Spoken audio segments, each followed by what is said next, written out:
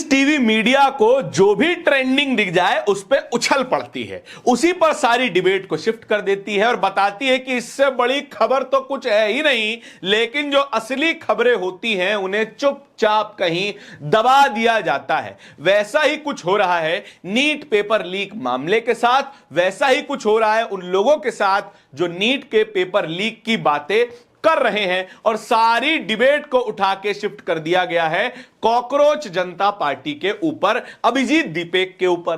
कहा जा रहा है कि इससे बड़ी कोई खबर ही नहीं है।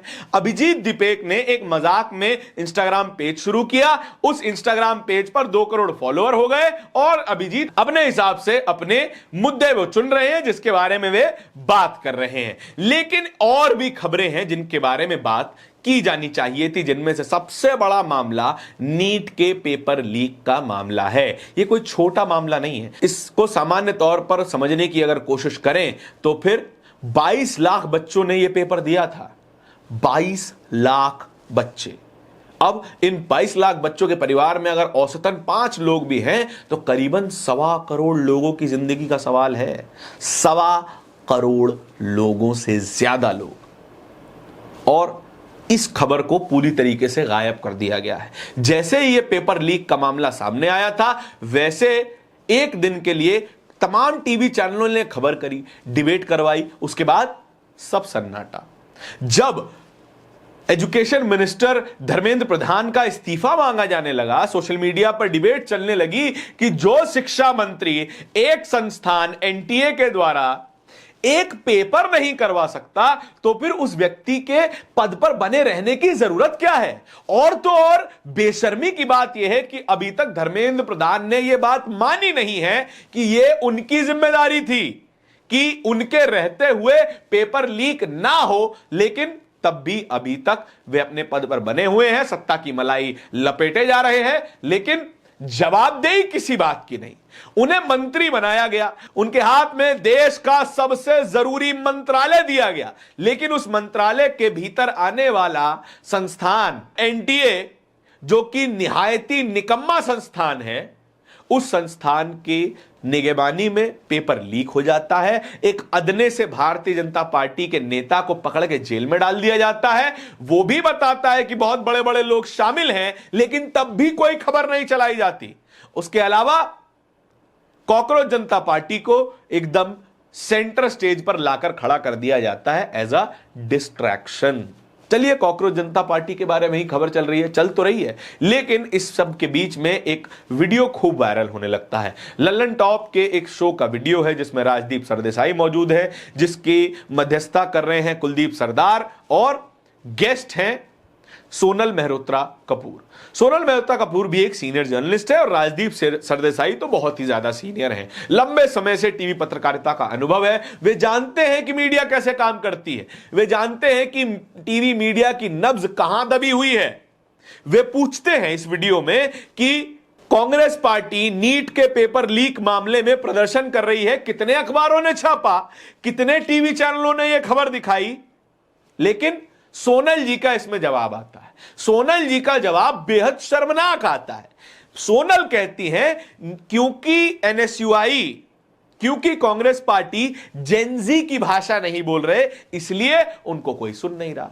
अब जरा दिमाग लगाइए कि वे जेनजी की भाषा बोले ना बोले, मीडिया का क्या काम नहीं है कि इतने जरूरी मुद्दे को उठाया जाए, प्रोटेस्ट हो रहा है तो उसको दिखाया जाए कि ताकि सरकार के ऊपर प्रेशर पड़े कि आगे से जो पेपर हो वो लीक ना हो।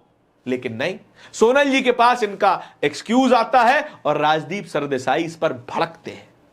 कहते हैं कि पत्रकारिता का काम है कि भाई जो खबरें हैं उनको दिखाओ ना।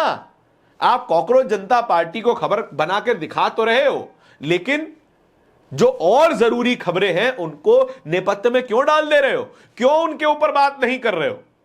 यह सबसे बड़ा सवाल है। और दूसरा सवाल यह है कि क्या कॉकरोच जनता पार्टी को बाकी खबरों को दबाने के लिए इस्तेमाल किया जा रहा है? चलिए, कॉकरोच जनता पार्टी बहुत बड़ी हो गई, समझ में आया, 2 करोड़ लोग उनके साथ जुड़ गए, यह भी समझ में आया, लेकिन क्या अब इस कॉकरोच जनता पार्टी को दुनिया के तमाम मुद्दों से बड़ा मुद्दा बना करके उन मुद्दों पर ध्यान ना दिया जाए जिन मुद्दों की असल में बात होनी चाहिए।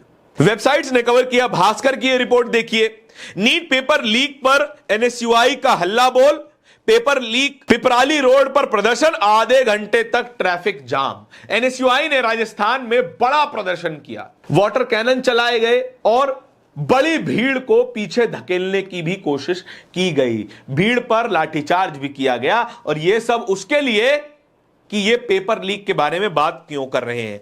और भी वेबसाइट्स हैं जिन्होंने ये खबर छापी है, नीट पेपर लीक के खिलाफ एनएसयूआई का जयपुर में शांति मार्च, एनटीए बैन की मांग, एनटीए तक को बैन किया जाए। इससे पहले अब आप जानते ही होंगे कि पहले एम्स का पेपर अलग होता था, फिर अलग अलग एग्जाम्स मेडिकल के अलग होते थे, स्टेट के मेडिकल एग्जाम्स अलग होते थे। उन सब को, क्लटर को समेटने के लिए सबको एक किया गया, एनटीए का गठन किया गया, एनटीए ने पेपर करवाना शुरू किया। लेकिन जब से ये पेपर करवा रहे हैं तब से 2 बार तो घोषित तौर पर पेपर लीक हो चुका है। 2024 में पेपर लीक हुआ, 2025 में खबर आई थी कि पेपर लीक हुआ, लेकिन उतनी मजबूत खबर नहीं थी। फिर 2026 में इतना लार्ज स्केल पेपर लीक हो गया। क्या इसीलिए एनटीए बनाया गया था? तो एनटीए के बैन करने की भी मांग की जा रही है। एक और वेबसाइट ने खबर छापी है, नीट पेपर लीक के खिलाफ एनएसयूआई का विरोध प्रदर्शन, शिक्षा मंत्री धर्मेंद्र प्रधान के इस्तीफे की मांग। हमने आपको पहले ही बताया, जिस मंत्री के हाथ में देश का सबसे जरूरी संस्थान है, सबसे जरूरी मंत्रालय है, उसी मंत्रालय में देश का एक बहुत बड़ा पेपर लीक हो जाता है। नैतिक जिम्मेदारी पर तो अभी तक इस्तीफा दे दिया जाना चाहिए था।